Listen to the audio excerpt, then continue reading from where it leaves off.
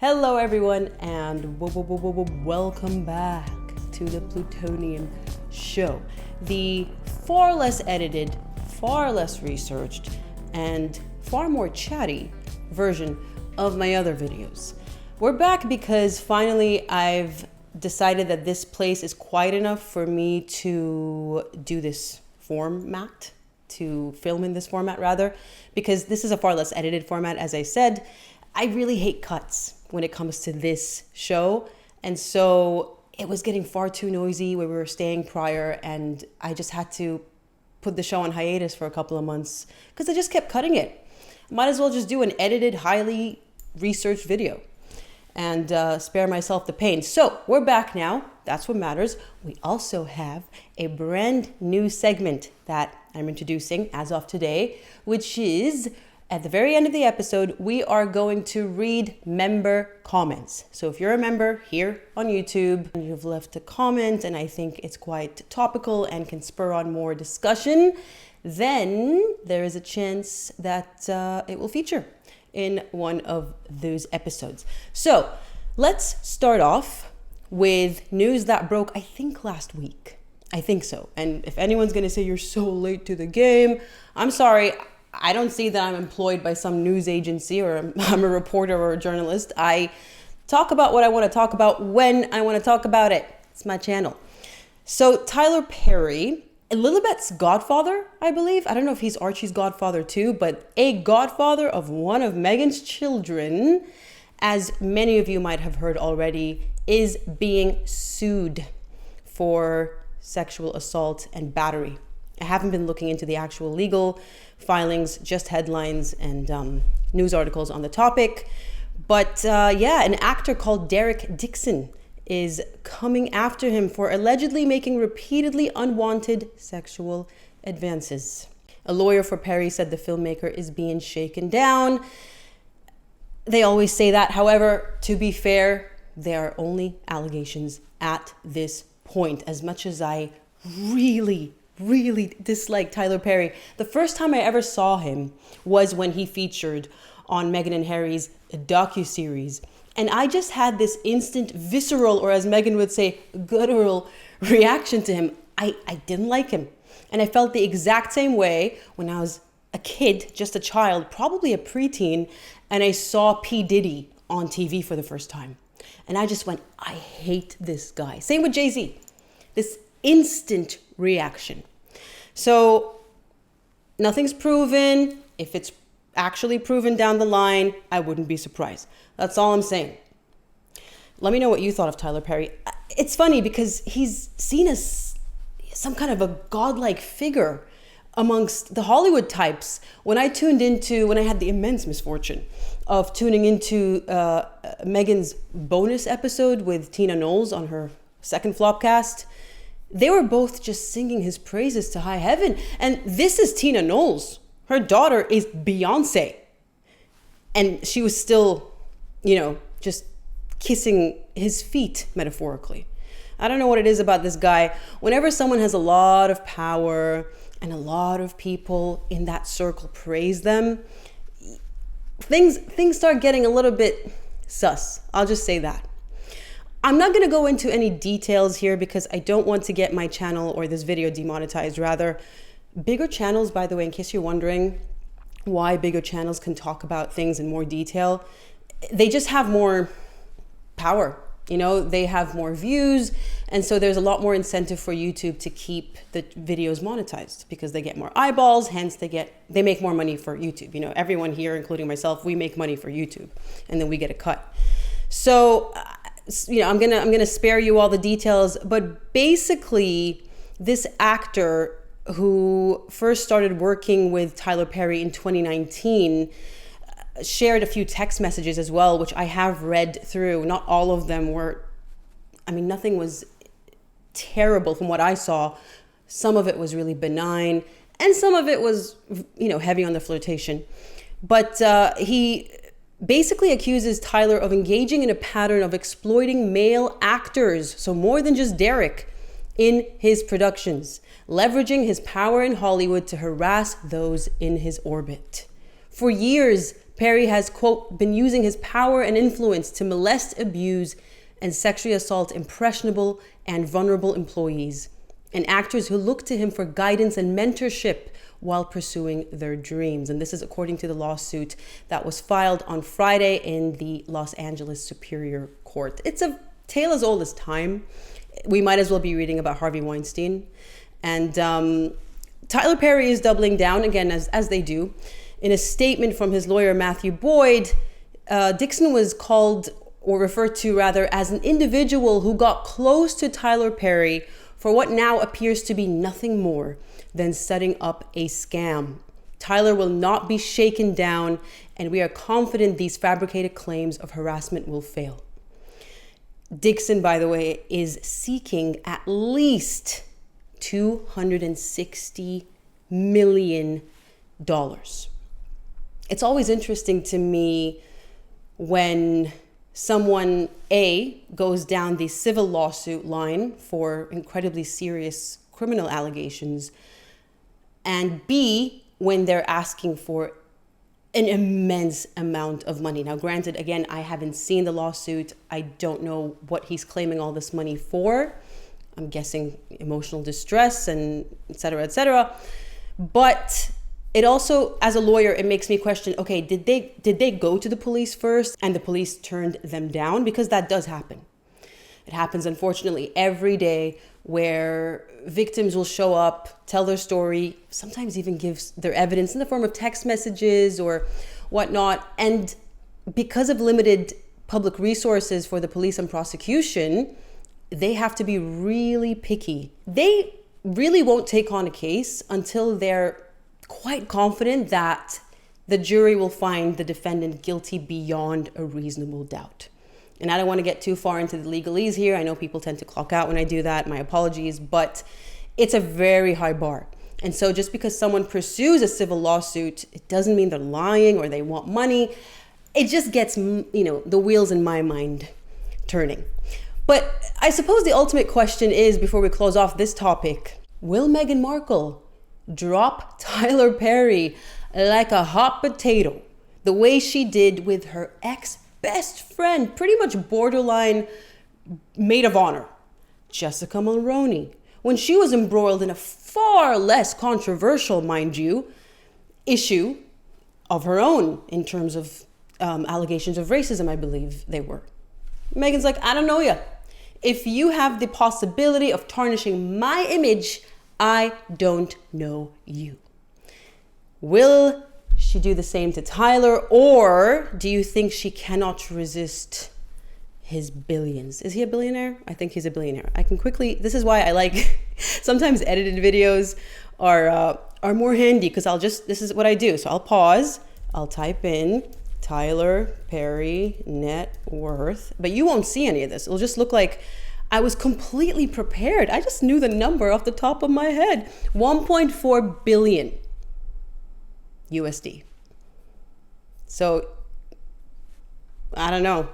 Will Meghan resist? You let me know in the comments below.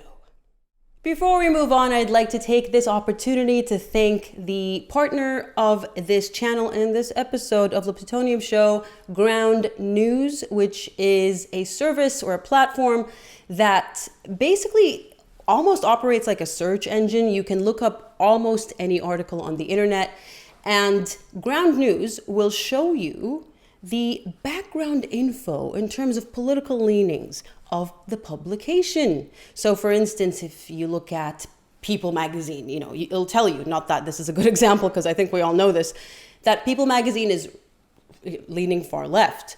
And then other publications are more center and some are right. And why this matters is because everyone in the mainstream media, and heck, dare I say, even YouTube, has an agenda, whether it's good, whether it's bad. And when it comes to political agendas, normally it leans towards, the bad side, and they want to influence you in a way that benefits their political leanings and ideologies. And so if you want to bypass that, cut through the BS and see what all their agendas are, then Ground News is the platform for you. If you're interested in getting 40% off a Vantage plan, then do make sure to check the link in the description box. I'll also be putting it up on the screen for your convenience. Another week, another as ever drop. I mean, I make it sound like she's dropping new goods on the daily. The last time she dropped was, I believe, on the 2nd of April. So it's been well over 2 months. And you just wonder, what are you doing, woman?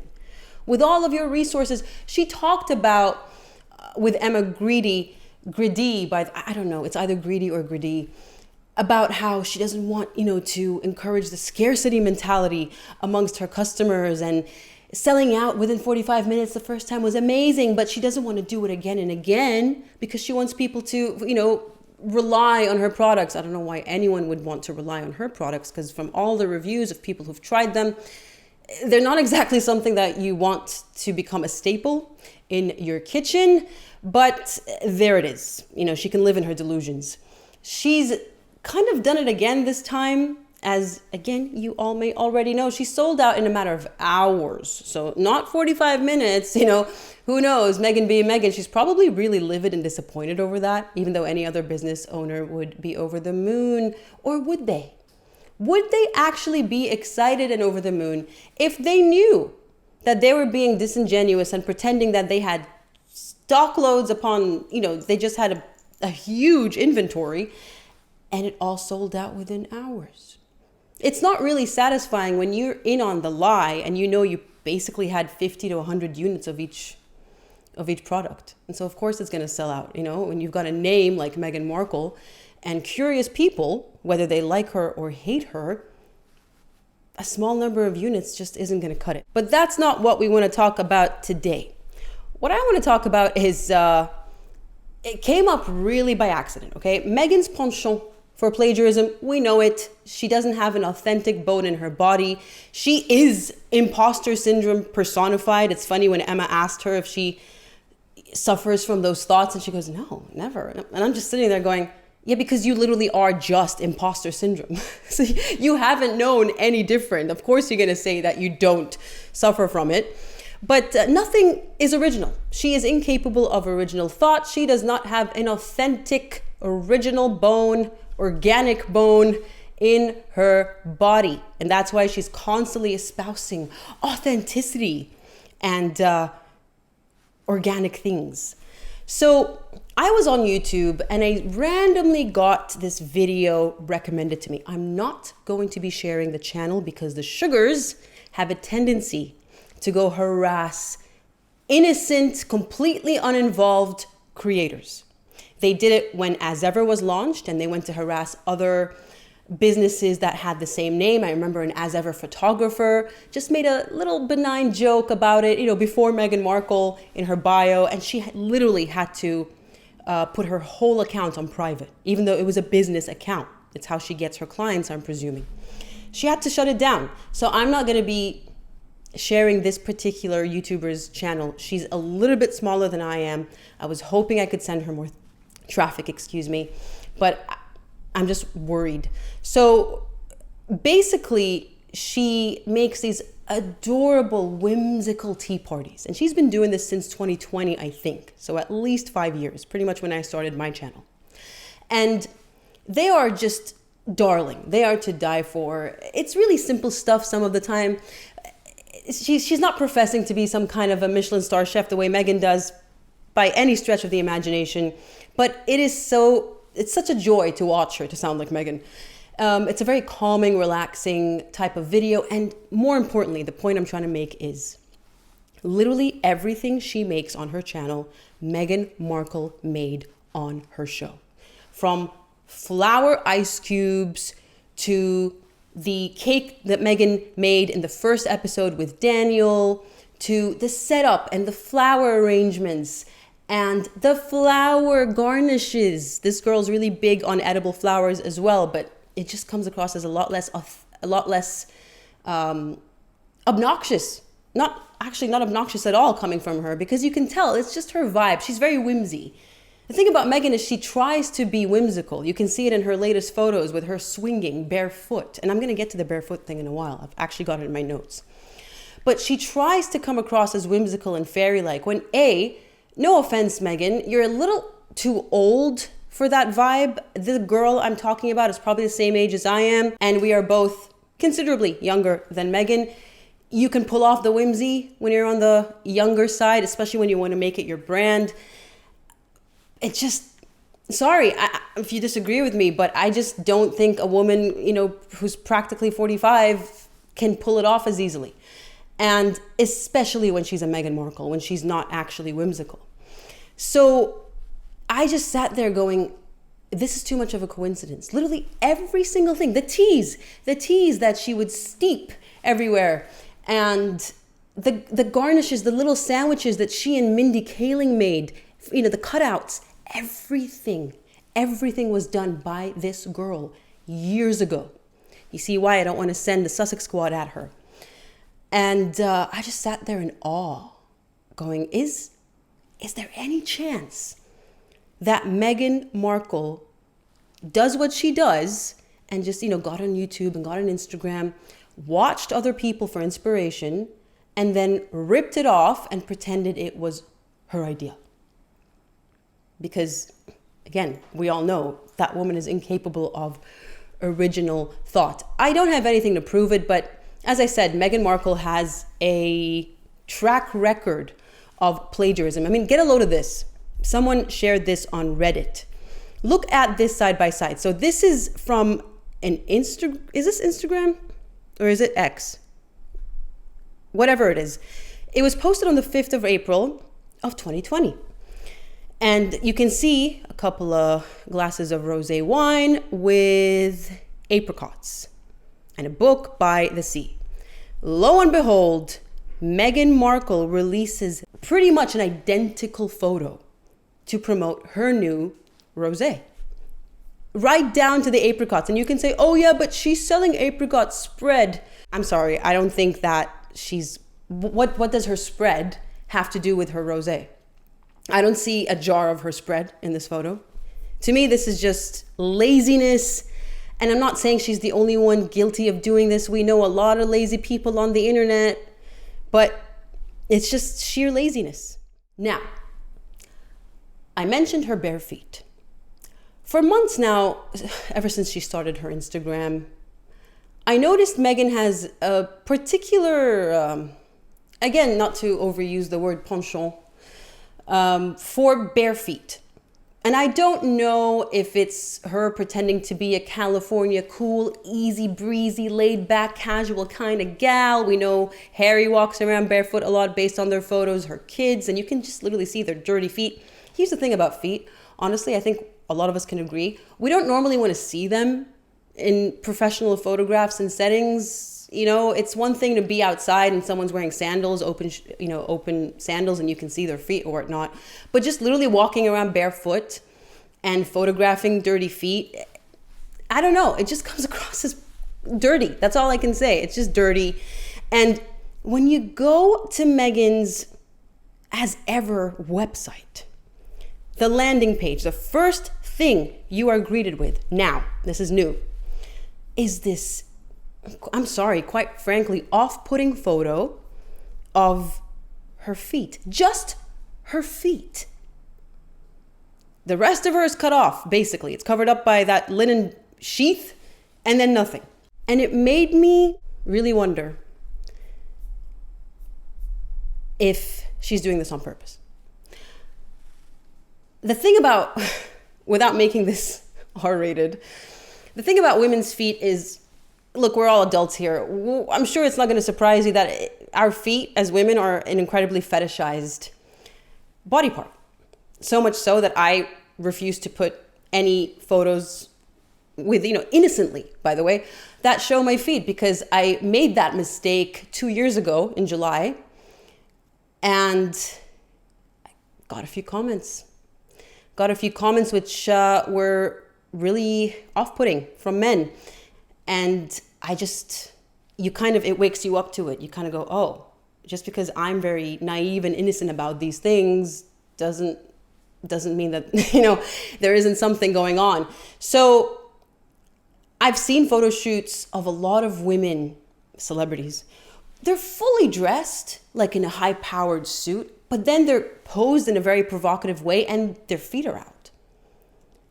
And you can't help but wonder, once you see it, you can't unsee it. Once you're made aware of the fetish, you kind of see it everywhere, and you kind of go, are these women or the, set designers, the creative directors trying to use sex, as almost virtually every industry or sub-industry in the entertainment industry does, media, campaigns, it's all sex, sex sells. And Meghan knows it. Meghan absolutely knows it. She comes from Hollywood, and she simulated more than one sex scene as part of her, as I like to call it, illustrious Hollywood career.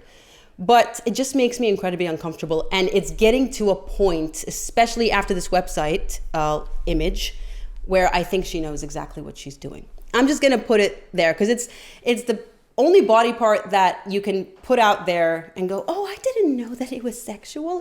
If you wear a really low cut top and you push out your breasts or your butt or whatever, you can't claim ignorance. But when it comes to feet, I think some people like Meghan would claim ignorance, and she's using it as a way, in my opinion, to titillate the male demographic. I mean, again, she still thinks, as a mother of two in her mid-40s, she can get away with presenting herself that way.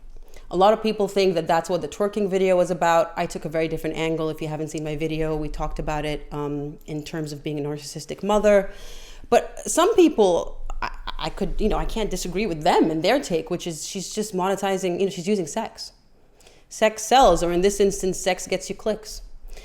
So, let me know what you think about that. And if I'm reaching, normally when it comes to my instincts, I must say, they're pretty sharp. So I'd be surprised if I was way off about this one. All right, the moment is here. Reading your comments, member comments. Now, starting off, I picked a few from the last 4 videos I made, I think. Normally what I want to do moving forward is, I filmed this on a Monday, and so we discussed comments posted about the last 2 videos I made in the previous week. So in the week prior, but because it's the first time, I just went, oh, let's get more of a variety and get a feel for this, because I think it's the first time I'm doing this. I've read comments out before, maybe in 2021, but it's been a while. So let's see. Now this comment is, I believe, from the Narcissistic Mother's Twerking video. Larissa Christina says, I believe that 100% Meghan has lost the plot about how she wants to be seen by the public and truly can't understand that she is actually damaging her own image. It is no longer the 90s. The saying, there is no such thing as bad publicity, really does not hold true in the realm of today's social media. I entirely agree. The thing with Meghan is, if she doesn't get publicity, she might as well not exist. And I'm not saying that, to sound dramatic. I know people in my life who are basically Meghan Markle. And they're not famous. But if they're not seen, if they're not surrounded by people, specifically enablers when it comes to non-famous individuals in my life, but in general, they love to be seen. They're extroverts, and they get life, they get energy when they're out and about and they're the center of attention.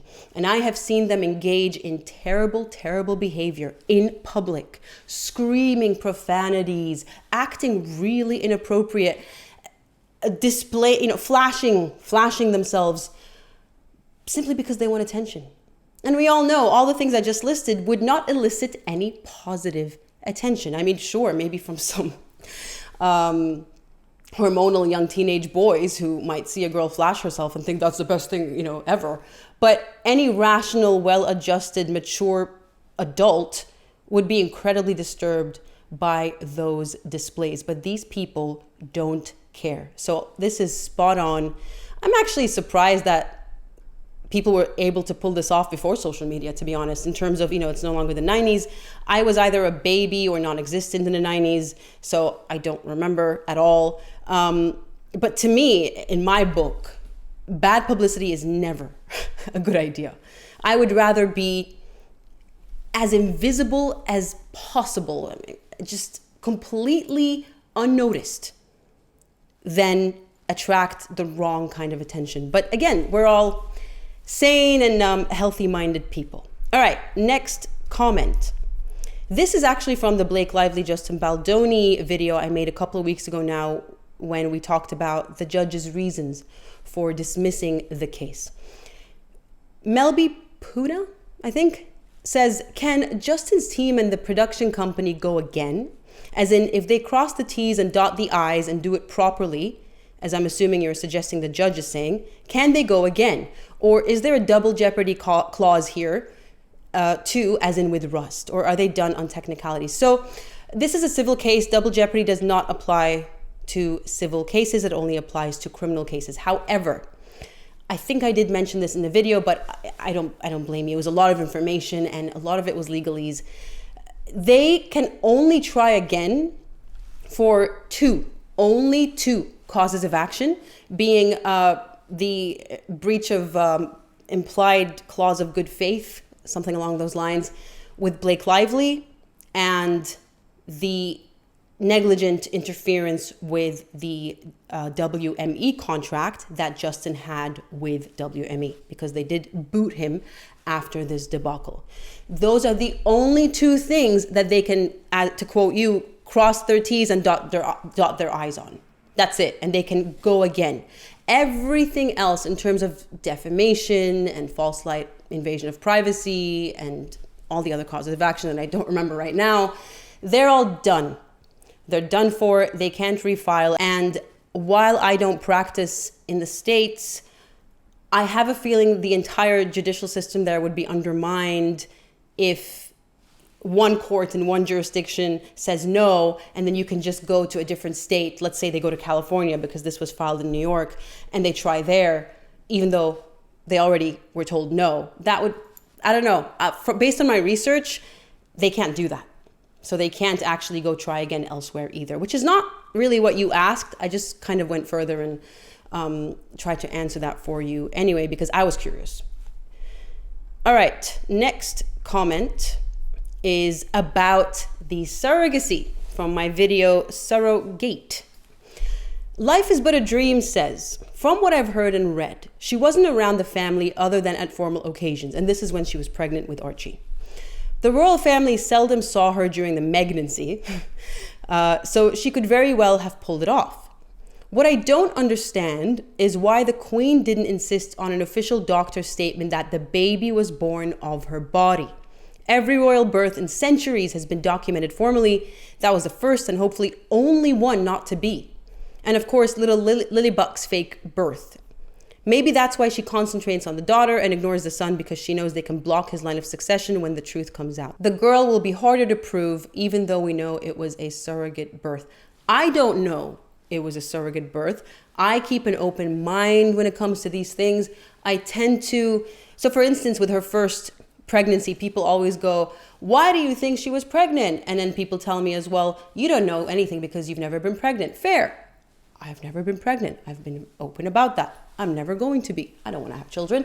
So the reasoning that I followed was, look, I'm very legal minded. So I form my opinions based on evidence, based on what I can see.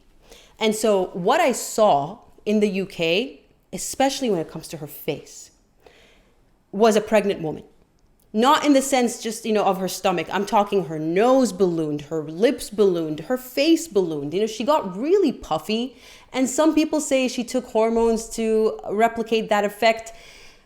I'm also a big fan, not firm believer, a big fan of Occam's razor. The simplest answer is often the correct one. That's my reasoning for believing she was pregnant in the UK. I'm not saying I know for a fact she was pregnant. I'm not saying people who are suspicious are wrong. Not in the slightest. I don't know any better than you do. But to be fair, you don't know any better than I do as well. And so one can only speculate, which I'm not a big fan of. It kind of makes me uncomfortable when we go down that route. In terms of Lily, again, what I saw on the Oprah interview was that same look she gets, that puffed up, bigger nose, bigger lips, bigger face in general look that doesn't happen with normal weight gain. And not to mention the fact that she took a couple of years each time to even shed that baby weight. And Meghan's pretty vain. She's pretty full of herself, as narcissists are. And she seems to be quite fixated on being perfect and having the perfect thin body in her head. So I don't know why she would go that far. However, I have to keep repeating, I'm just speculating myself. I'm just speaking based on what was in front of me. The question of why the Queen didn't insist on an official doctor's statement, I don't know. I don't know why they bent the rules for her. I don't know why they allowed her to give birth at a private hospital and not stand on the steps and just follow protocol. That does raise questions, admittedly. But is it enough to completely and certainly say with certainty rather, that she did not birth these two children? To me, it's not enough. If we were talking about beyond a reasonable doubt, I absolutely have reasonable doubt. And that's it. I'm not saying she's completely lying or you're completely wrong. I just don't have enough information. And I think finally, one more. Oh yes, this is about the latest video, talking about Emma Greedy. I'm going to call her Greedy because, rich, greedy people. It's not greed. I put a screenshot up in that video that it's actually pronounced either greedy or greedy. So Julie Petite says, I don't agree with you about Emma, and that Emma has, firstly, receipts of success. Secondly, she believes that momager Jenner, Kris Jenner, asked her to interview Meghan because Meghan, migraine, keeps hounding the Kardashians for collaboration. Third, Emma's body language was palpable every time Meghan lied, and even brilliantly clapped back when Meghan said, I saw your episode. So Emma brought it back around to stick it about being on several seasons. 4, Emma's jaw nearly broke from holding her Jenner-Kardashian connections when Meghan pontificated about her advantage of already having relationships at Netflix. Emma was real about herself while barfing up a chicken wing listening to Meghan's bovine scat. Nothing like Jamie Kern-Lima, or as I say, Jamie Two Names, or Drew Barrymore for that matter, who softballed Meghan. Give it another go and focus on Emma, not Meghan. It may change your view. I think I'm going to have to, we're both going to have to agree to disagree, because I, once again, did not form my opinions on Emma just based on my own assumptions. I formed them based on the research I conducted. And that one article from The Cut that I quoted was enough to just see that she's just another fake, quite frankly, Nepo wife who married into her wealth. That doesn't mean she doesn't have business acumen. That doesn't mean she's not business minded. That doesn't mean she didn't ask good questions. Of all the questions, yes, hers were, because it's her thing. She appears to be genuinely business minded. But that doesn't take away from the fact that she let Meghan say whatever she wanted and ate it all up. And if she didn't eat it all up, as you think, Julie, then it's actually worse. To me, it's worse. It's one thing to be fooled and to be bamboozled and, lied to by a narcissist. It's another to see right through them and basically allow them to keep lying on your platform. If you're seeing through their BS as you think Emma was, then call her out, challenge her, hit back, go, oh really? Well, that's not what happened here, or that's not what you said there. Well, then how about this? Why are you doing it this way? Just challenge her. The thing is, I don't think Emma knows anything about Meghan other than what Meghan wants her to know. She probably can see she's an absolutely inept businesswoman, that's for sure. But I don't think Emma did her research. I think, even especially when you consider the fact that she then doubled down and sang Meghan's praises on her Instagram and posted that rehearsed, we shouldn't be rehearsed quote on her Instagram stories, when I've already proven in my video that Emma herself is guilty of doing just that. Rehearsing answers and just repeating them without actually answering the question she was asked. You can go back to that video if you missed that part, or if you forgot, because to me, it's just You've either been fooled or you're worse. You let her get away with it. So I don't think I'm going to change my view on Emma, but I absolutely appreciate opposing points of view. That's why I picked this comment. I could have easily picked a comment where people agreed, and there were many, that Emma was just another, basically Meghan Markle. Yeah, perhaps smarter, more business-minded. They're not all identical. But to the core, the essence, the fakery, and the narcissism. Oh, I was the first person on, I raised, what'd you say? I increased the participation rates of people of color on Shark Tank single-handedly. You know, all these comments. And she's spouting them without even being asked about it. But yeah, I agree. She's nothing like Jamie Kern-Lima. I mean, that woman is in a whole category of her own. Or Drew Barrymore, for that matter, who's a joke. I mean, all that performance, she thinks she'd be a great actress. And it's just sickly watching her on her show with that whole, I love people, I'm so warm act. I mean, if you have to say it. But Emma just, she's just as fake, just as insincere, in a very different way. Let me put it that way. At least that's my opinion. All right, finishing off with a joke of the week. This just published yesterday by the Daily Mail. Prince Harry will extend olive branch to King Charles and Prince William by inviting them to the next Invictus Games. I'm not going to read the whole article because you all know the brain cells, they've already been sacrificed listening to that podcast last week and every other podcast before that. But the title itself, the headline itself is enough. The olive branch has been exhausted.